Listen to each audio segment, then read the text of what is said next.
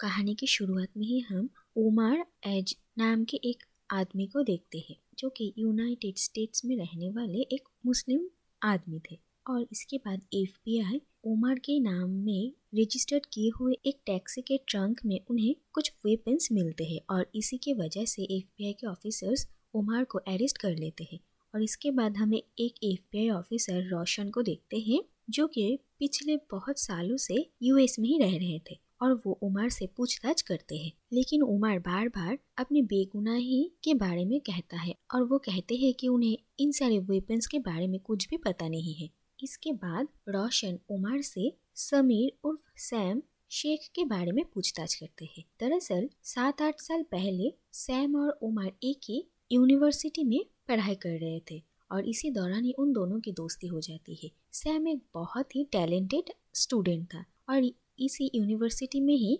Student councillor माया के साथ Sam और उमर दोनों ही दोस्त थे और उमर माया को पसंद करता था। लेकिन माया और सैम एक दूसरे से प्यार करते थे और इसके बारे में जब उमर को पता चला तब उमर माया और सैम से दूर होने लगता है। और इसी दौरान ही सितंबर 11 का अटैक होता है जो देखकर सभी हैरान रह जाते हैं। और इसके बाद हम देखते हैं कि धीरे धीरे उमर माया और सैम की जिंदगी से चला जाता है और उस बात को अब 8 साल बीत चुके थे। उमर को पता भी नहीं कि सैम और माया अब क्या कर रहे हैं। लेकिन एजेंट रोशन उमर को सैम के बारे में बताते हैं और वो सैम और कुछ और लोगों की फोटोज दिखाते हैं और उन लोगों को इस बात का शक है कि सैम एक टेररिस्ट ऑर्गेनाइजेशन के साथ जुड़ा हुआ है। लेकिन उसके खिलाफ उन लोगों के पास कोई पुख्ता सबूत नहीं है, इसीलिए वो लोग सैम को पकड़ नहीं पा रहे हैं। और एजेंट रोशन ये चाहते हैं कि उमर उन लोगों के लिए सैम के ऊपर जासूसी करे, लेकिन उमर ऐसा करने के लिए मना कर देता है और उमर समझ जाता है कि इसी वजह से ही उसे झूठे केस में फंसाकर अरेस्ट किया गया है, जिससे कि उसके पास उन लोगों की मदद करने के अलावा और कोई रास्ता ना हो। और ये बात समझते ही उमर एजेंट रोशन पर गुस्सा करने लगता है। लेकिन एजेंट रोशन उमर को समझाते हैं कि यही एक मौका है उमर के पास कि वो सैम को बेगुनाह साबित कर पाए। अगर सैम के खिलाफ उमर को कोई सबूत नहीं मिलता है तो वो लोग उमर और सैम दोनों को ही छोड़ देंगे और वो लोग अपनी अपनी जिंदगी जी सकते हैं। और इसके बाद उमर के पास भी एफबीआई की मदद करने के अलावा और कोई रास्ता नहीं बचता। और फिर एजेंट रोशन उमर को पूरी तरीके से सैम और माया की जिंदगी में वापस भेजने की प्लानिंग करते हैं। और उमर को पता चलता है कि अब सैम और माया की शादी हो चुकी है और उनका एक बेटा भी है जिसका नाम है दानियल। और ये देखकर उमर को बहुत ही दुख होता है, लेकिन वो अपने फीलिंग्स को छुपाकर माया और समीर की जिंदगी में एंटर करता है और ऐसा प्रिटेंड करता है कि बहुत दिनों बाद अचानक से ही उन लोगों की मुलाकात हो गई है। और माया और समीर दोनों ही उमर को इतने दिनों बाद देखकर बहुत खुश होते हैं और तय होता है कि उमर अब उन लोगों के साथ उन्हीं के घर में ही रहेगा। और हम ये देखते हैं कि सैम अब बिल्डिंग कॉन्ट्रैक्टर का काम करता है और माया एक सिविल राइट्स एक्टिविस्ट है। उमर माया और सैम के साथ रहते हुए सैम को बहुत प्रोवोक करता है यूएस में रहने वाले माइनर्स के ऊपर जो जुर्म हो रहे हैं उस चीज को लेकर बातचीत करके। लेकिन सैम के तरफ से कभी भी कोई एग्रेशन नजर नहीं आता है और उमर जितना ये देखता है उसे उतनी तसल्ली होती है। इसके बाद एक दिन उमर सैम को ये भी कहता है कि वो कुछ बहुत बड़ा करना चाहता है, लेकिन उसे सिर्फ मौके की तलाश है। और इसके बाद एक दिन उमर रोशन के ही सेटअप किए हुए एक जगह जाता है जहाँ पर एक आदमी उन लोगों से उनके सारे सामान मांगता है और उसके पास एक वेपन था। लेकिन उमर के पास एक गन थी जिस गन को लेकर वो उस आदमी को शूट कर देता है, जिससे कि वहीं पर ही उस आदमी की मौत हो जाती है। और ये देखकर सैम बहुत डर जाता है और वो उमर को लेकर वहाँ से भाग जाता है। और सैम उमर को कहता है कि उमर जल्द से जल्द उसके घर से और उन लोगों की जिंदगी से बाहर चला जाए, क्योंकि वो माया और अपने बेटे के ऊपर कोई भी खतरा नहीं आने देना चाहता है। और इसके बाद सैम वहाँ से चला जाता है। ये देखकर उमर बहुत खुश होता है कि सच में सैम किसी भी गलत काम के साथ नहीं जुड़ा हुआ है। और ये पता चलता है कि ये सब कुछ एजेंट रोशन का ही बनाया हुआ प्लान था। इसके बाद उमर सैम और माया के लाइफ से चले जाने के बारे में सोच ही रहा था, तभी एक दिन सैम उमर को एक जगह पर लेकर जाता है और वहाँ पर जाकर उमर के तो होश ही उड़ जाते हैं क्योंकि वहाँ पर उमर को पता चलता है कि सैम सच में एक टेररिस्ट ऑर्गेनाइजेशन के साथ जुड़ा हुआ है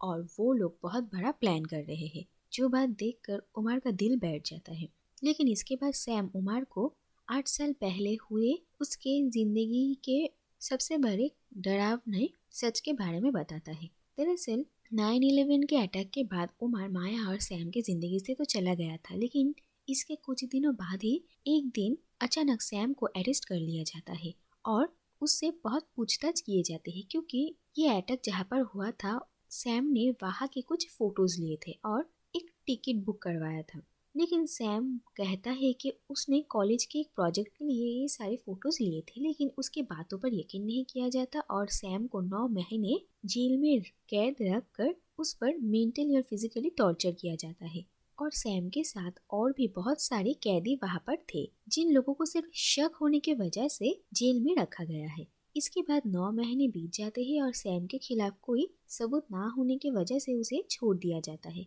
और माया सैम से मिलने आती है। लेकिन इस हादसे की वजह से सैम अब नॉर्मल लाइफ नहीं लीड कर पा रहा था और वो हमेशा अपने आप में ही खोया रहता था। माया बहुत कोशिश करती है सैम को नॉर्मल रखने की, लेकिन वो हर बार नाकामयाब हो रही थी। इसके बाद एक दिन माया अचानक सैम को शादी के लिए प्रपोज करती है, लेकिन सैम माया को कहता है कि वो अभी इन सब के लिए तैयार नहीं है, लेकिन माया कहती है कि वो हमेशा उसके साथ रहना चाहती है। जो भी उसके बाद सैम और माया की शादी हो जाती है और सैम भी नौकरी के लिए कोशिश कर रहा था, लेकिन उसके पास्ट की वजह से उसे कहीं नौकरी भी नहीं मिल रही थी। इसके बाद एक दिन सैम और माया एक मार्केट में जाते हैं जहाँ पर एक आदमी की बात सुनकर सैम को ये याद आता है कि वो जब जेल में था वहाँ पर एक आदमी ने सैम को एक कोड लैंग्वेज में एक जगह की पता बताया था और सैम वहाँ पर पहुँचता है और कुछ दिन लगातार वहाँ पर जाने के बाद एक दिन कुछ लोग सैम को किडनैप कर लेते हैं और उसे पूछताछ करते हैं और सैम को कैसे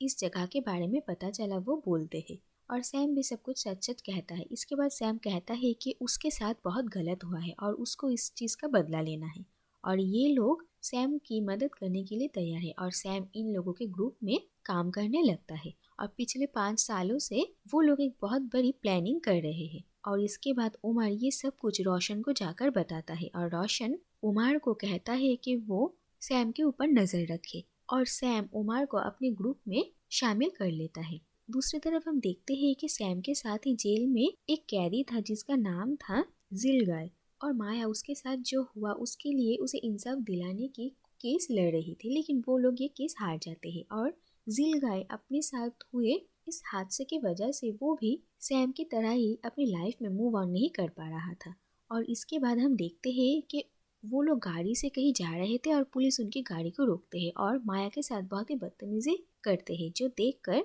जिलगाय को बहुत गुस्सा आता है और इसके बाद देखा जाता है कि जिलगाय उस पुलिस ऑफिसर को मार देता है और पुलिस जिलगाय को ढूंढ रही थी, लेकिन जिलगाय उन लोगों के सामने ही अपनी जान दे देता है और जिलगाय की मौत के वजह से सैम अपने प्लान को पोस्टपोन कर देता है क्योंकि जिलगाय को वो पहचानता था और वो नहीं चाहता था कि उसके मौत का इन्वेस्टिगेट करते करते पुलिस उन लोगों तक पहुंच जाए। और ये बात जब उमर को पता चलती है तो वो रोशन को कहता है कि उन लोगों ने ये प्लान कैंसिल कर दिया है। इसके बाद हम देखते हैं कि माया रोशन के साथ उमर को देख लेती है और माया ने जिलगाय के मौत के दौरान ही एजेंट रोशन को देखा था और अब रोशन को उमर के साथ देखकर माया को उमर पर शक होता है और वो उमर को सीधा कन्फ्रंट करती है और उमर माया को समीर के बारे में सब कुछ सच सच कह देता है और ये पता चलता है कि माया को समीर के बारे में सब कुछ पहले से ही पता था, लेकिन माया को लगता था कि वो खुद से समीर को कुछ नहीं कहेगी और एक दिन समीर खुद ही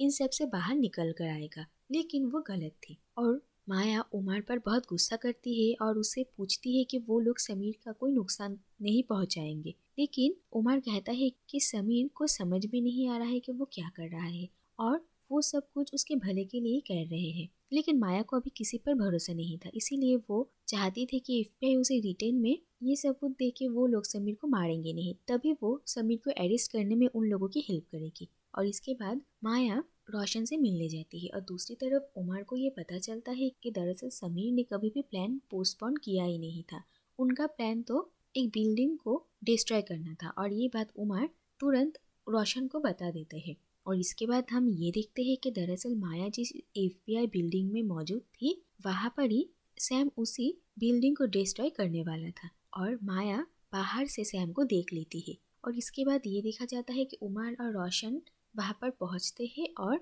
वो लोग सैम को रोकने की बहुत कोशिश करते हैं। और पहले तो सैम उमर पर बहुत गुस्सा करता है, लेकिन इसके बाद जब उमर सैम को ये कहता है कि माया भी इसी बिल्डिंग में मौजूद है तो सैम बहुत ही ज्यादा घबरा जाता है। और तभी वहाँ पर माया आती है और माया भी सैम को ये सब कुछ छोड़ देने के लिए कहती है क्योंकि दानियाल और माया को सैम की जरूरत है। और इसके बाद सैम वो रिमोट फेंक देता है, लेकिन वहाँ पर तभी कुछ मिसअंडरस्टैंडिंग होती है जिसकी वजह से सैम को शूट करने का ऑर्डर दिया जाता है और माया भी वहाँ पर आ जाती है और माया और सैम दोनों को ही गोली लग जाती है और उन दोनों की मौत हो जाती है। ये देखकर उमर और रोशन दोनों ही हैरान रह जाते हैं क्योंकि रोशन सच में नहीं चाहता था कि वो लोग सैम को मार डाले और साथ में माया की भी ऐसे मौत हो जाती है। इसके बाद हम देखते हैं कि 6 महीने बीत चुके हैं और अब दानियल की कस्टडी उमर को मिली थी और दानियल बेसबॉल खेल रहा था। तभी वहाँ पर रोशन आता है और हम देखते हैं कि उमर रोशन पर बहुत गुस्सा था क्योंकि उमर मानता था कि ये सब कुछ रोशन की वजह से ही हुआ है।